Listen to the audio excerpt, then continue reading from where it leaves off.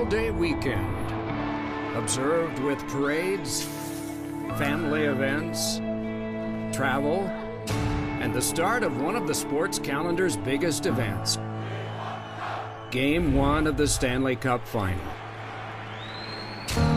Though some of these traditions may be altered this time, there is one that has remained for a century and a half: the honoring of fallen heroes. In fact, that first Memorial Day honored those who had died in the Civil War. It was called Decoration Day, and May 30th was chosen because flowers would be in bloom all over the country. As people following hockey, we have noticed several times when our sport and world history have intertwined. It was just before the National Hockey League was organized that World War I began, and one of the many tragic losses of that four-year conflict was a Princeton hockey star and American air ace named Hobey Baker.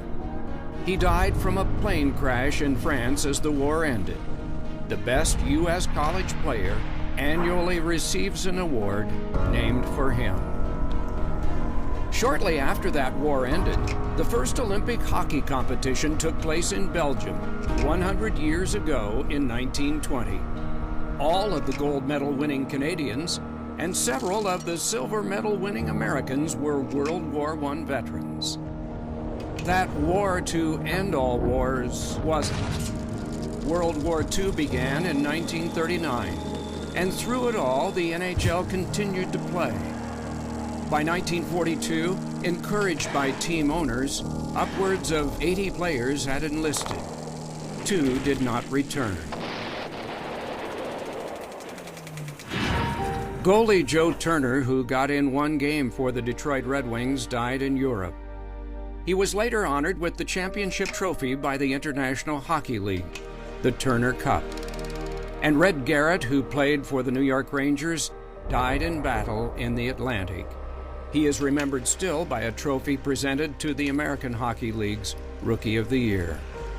Shortly after the return of those who survived this deadliest conflict in world history, the NHL instituted a policy where before each game, a patriotic song would be performed. Oh, say, can you see by the dawn's early light? In the 75 years since, there have been several military actions reminding us that stationed around the world have been and still are gallant men and women sworn to keep us safe,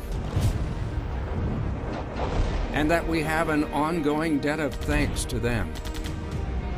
And even if it only comes to mind for a brief time on this weekend or during the words and melody of an anthem, we share gratitude to them for our leisure moments now and the dreams we can hold for better days ahead.